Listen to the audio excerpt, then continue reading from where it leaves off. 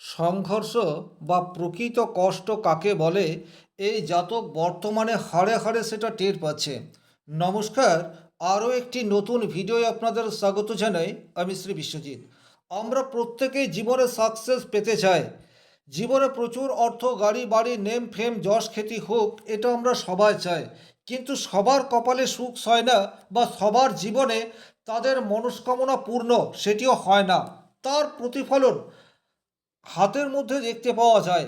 এই হাতটি আলোচনা করার একটাই উদ্দেশ্য, আপনারা আপনাদের হাতে দেখে নিন, এই হাতে যে সিম্বল বা গ্রহ পর্বগুলি তৈরি হয়ে রয়েছে, আপনাদের হাতেও যদি অনুরূপ থাকে, সেক্ষেত্রে কিন্তু প্রতিবন্ধকতা, বারবার বাধা, কঠোর সংঘর্ষ, এগুলি কিন্তু আপনাদেরকে ফেস করতে হবে। তবে হ্যাঁ, প্রত্যেকটা সমস্যা থাকলে সেই সমস্যার পেছনে সমাধানের রাস্তা সেটি সর্বশক্তিমান ঈশ্বর দিয়েই রেখেছেন। আজ যে জাতকের হাতটি নিয়ে আলোচনা করব, এই জাতকের বর্তমান এজ হচ্ছে 33। 33 বছর বয়স হয়ে গেছে। দারিদ্রতা এই বিষয়টি এই জাতককে বর্তমানে কুরে কুরে খাচ্ছে। দ্বিতীয়ত, এই জাতক ভেবেই পাচ্ছে না কী ধরনের কাজ করলে জাতক অর্থ উপার্জন করতে পারবে। তাহলে জাতকের জীবনে এত প্রবলেম, তার কারণ এই খাতে কোথায় রয়েছে, আর কি ধরনের কাজ করলে জাতক কিছু অর্থ উপার্জন করতে পারে, এই বিষয়টি কমপ্লিট অ্যানালাইসিস করার চেষ্টা করব প্রতিকার সহ।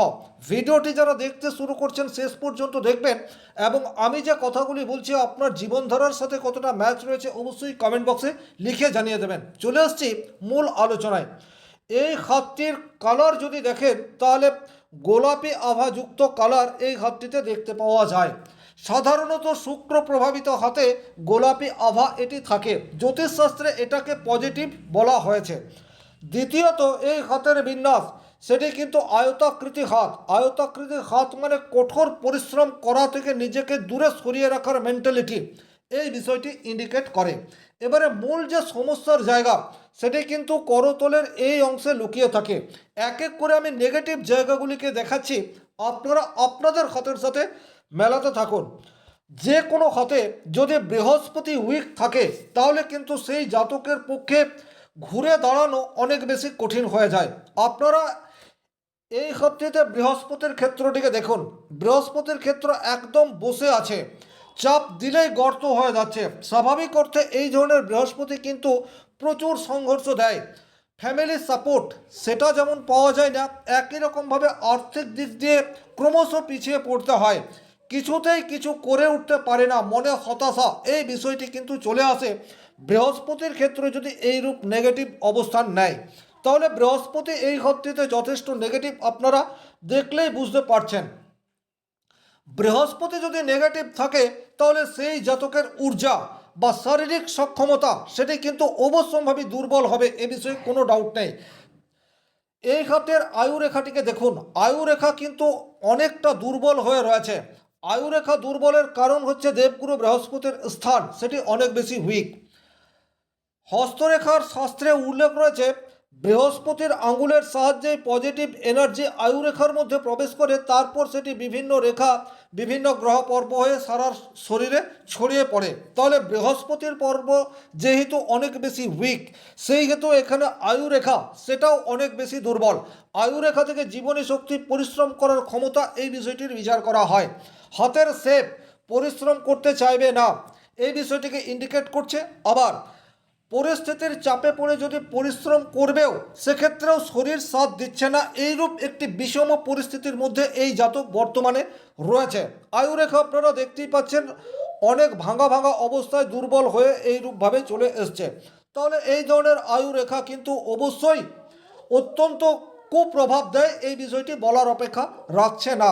দ্বিতীয়ত, করতলের শিরোরেখাটিকে যদি আপনারা একটু ভালোভাবে পর্যবেক্ষণ করেন, দীর্ঘ শিরোরেখা, অর্থাৎ আয়ুরেখা এবং শিরোরেখা একসাথে মিলিত হয়ে আসছে। দীর্ঘ শিরোরেখা, কিন্তু শিরোরেখাতে অসংখ্য এই ধরনের ছোট ছোট কাট, এটি আপনারা লক্ষ্য করবেন, একটু দেখলেই বুঝতে পারবেন।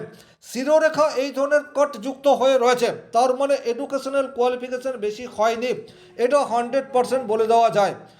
আর যেহেতু বৃহস্পতি দুর্বল, সুতরাং স্মৃতিশক্তির কারক গ্রহ হচ্ছে বৃহস্পতি, সুতরাং এডুকেশনাল কোয়ালিফিকেশন যে বেশি হয়নি তার ইন্ডিকেট হাতটি দেখলেই বুঝতে পারা যায়। আপনারা ভালোভাবে এই শিরোরেখাটিকে দেখে নিন। শিরোরেখা থেকে বুদ্ধিমত্তার প্রয়োগ কতটা করতে পারবেন, অর্থাৎ আপনার মধ্যে যা ট্যালেন্ট রয়েছে, আপনি যা শিখেছেন সেটাকে কাজে লাগিয়ে কতটা অর্থ উপার্জন করতে পারবেন, তার বিচার শিরোরেখা থেকে করা যায়। তাহলে এই ধরনের শিরোরেখা কিন্তু ডেফিনেটলি মানুষকে সাকসেসের পেছনে ছুটতে পারে, কিন্তু সাকসেস অধরা থেকে যায়, এই বিষয়টি ইন্ডিকেট করছে। এবারে জাতকের হাতে আপনারা প্রধান যে রেখা অর্থাৎ ভাগ্য রেখা, সেটি কিন্তু অনুপস্থিত অবস্থায় রয়েছে। লাইফ লাইন থেকে একটা সাপোর্টিভ লাইন সেটা দেখতে পাওয়া যায়। এই হচ্ছে ভাগ্য রেখা, যা ক্রমশ দুর্বল। আর রাহুর ক্ষেত্র থেকে এই ধরনের রেখা সেটি কিন্তু ভাগ্য রেখাকে ক্রস করে বেরিয়ে যাচ্ছে।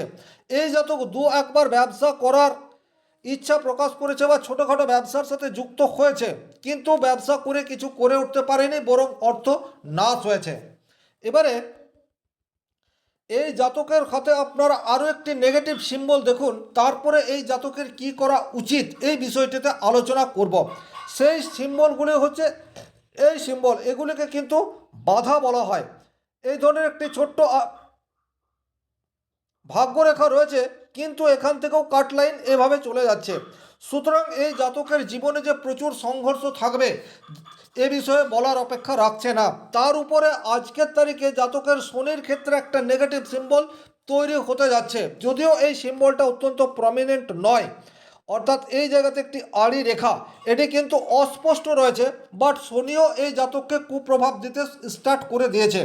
তাহলে আপনারা বলবেন যে এই জাতকের হাতে সবই তো নেগেটিভ। হ্যাঁ, আপাত দৃষ্টিতে দেখলে মনে হয় জাতকের জীবনে ম্যাক্সিমাম পজিশনটাই অনেক বেশি অশুভ অবস্থাতে রয়েছে। তার ফলে জাতকের সংঘর্ষ পরিশ্রম সেটা বৃদ্ধি পেলেও জাতকের আর্থিক ডেভেলপমেন্ট সেটা কিছুতেই হয়ে উঠতে পারছে না। তাহলে এই জাতক কি করবে, এটা কিন্তু অত্যন্ত গুরুত্বপূর্ণ প্রশ্ন। এবং কি ধরনের গ্রহ প্রতিকার করবে যে এই বিষম অবস্থা থেকে কামব্যাক করা যায়। প্রধানত এই হাতের শুক্রের ক্ষেত্রটিকে আপনারা ভালোভাবে পর্যবেক্ষণ করুন। শুক্রের ক্ষেত্র এই হাতে সর্বাপেক্ষা শুভ রয়েছে, এটি আপনারা দেখলেই বুঝতে পারছেন। শুক্র ক্ষেত্রে এই ধরনের লাইন, এগুলিকে কিন্তু প্রোগ্রেস লাইন বলে। তাহলে এই ধরনের লাইন কিন্তু হাতের মধ্যে দেখতে পাওয়া যায়। শুক্রের ক্ষেত্রে এই ধরনের প্রোগ্রেস লাইন রয়েছে, তার মানে হচ্ছে জীবনের একটা স্টেজে এই জাতক অর্থ এবং ভালো রকম অর্থ উপার্জন করতে পারবে।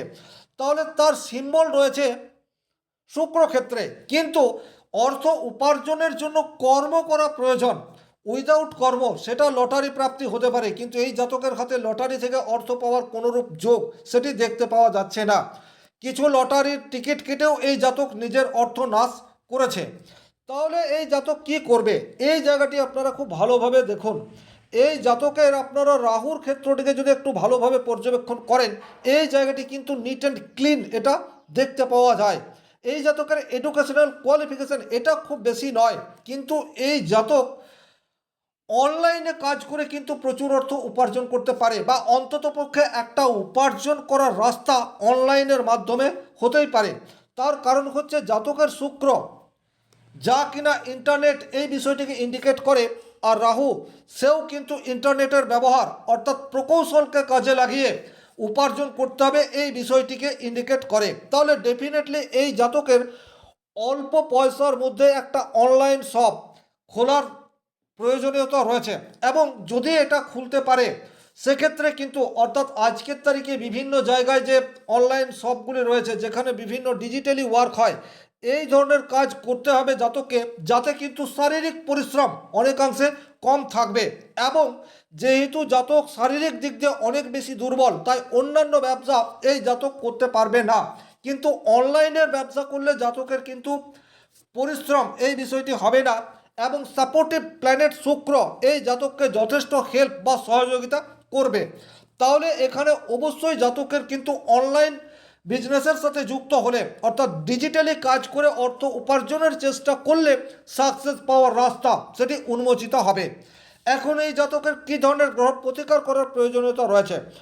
সবচেয়ে প্রথমে এই জাতককে দুটি গ্রহকে ঠিক করতে হবে। প্রধান হচ্ছে দেবগুরু বৃহস্পতি।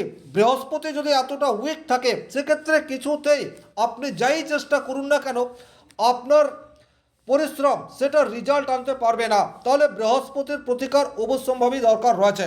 জাতকের আর্থিক অবস্থা অত্যন্ত দৈন্য, সুতরাং কোনো দামি স্টোন পরার ইচ্ছা থাকলেও উপায় নেই, এইরূপ পরিস্থিতিতে হলুদ পোশাকের ব্যবহার এটি জাতক বাড়িয়ে দিতে পারে।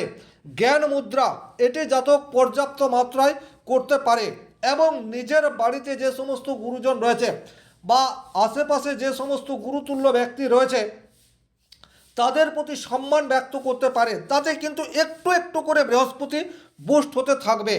তাছাড়া সাধারণত মূল পরে খুব একটা লাভ হয় না, কিন্তু ব্রহ্মযষ্টি মূল যদি এই জাতক ধারণ করে তাতেও কিন্তু অল্প হলেও বৃহস্পতিকে বুস্ট করা যাবে। তাহলে বৃহস্পতির প্রতিকার ডেফিনেটলি এই জাতকের প্রয়োজন। আর শনির জায়গায় একটি নেগেটিভ সিম্বল এখনও প্রমিনেন্ট হয়নি, বাট শনি মহারাজকে তুষ্ট করা সেটিও এই জাতকের একান্ত দরকার, কারণ কর্মের কারক গ্রহ হচ্ছে শনিদেব। সেটার জন্য নিয়মিত হনুমান চালিসা পাঠ, শনি মন্দিরে যাওয়া, এগুলি যদি জাতক কন্টিনিউয়াস করতে পারে সেক্ষেত্রে কিন্তু জাতক আস্তে আস্তে উপার্জন করার দিকে এগিয়ে যেতে পারবে বা অনলাইন কাজের মাধ্যমে কিছু অর্থ অন্ততপক্ষে উপার্জন করবে, এ বিষয়ে কোনোরূপ ডাউট নেই। এই ছিল এই ভিডিওটির মূল আলোচ্য বিষয়। ভিডিওটি ভালো লাগলে লাইক করবেন, কোথাও কোনো প্রশ্ন বা সংশয় থাকলে কমেন্ট বক্সে লিখে জানাবেন, আর চ্যানেলে নতুন হয়ে থাকলে সাবস্ক্রাইব করে পাশে থাকা অল নোটিফিকেশন বেল আইকনটি প্রেস করে দিন। আজকের মতো বিদায় নিচ্ছি, ভালো থাকুন, সুস্থ থাকুন, ধন্যবাদ।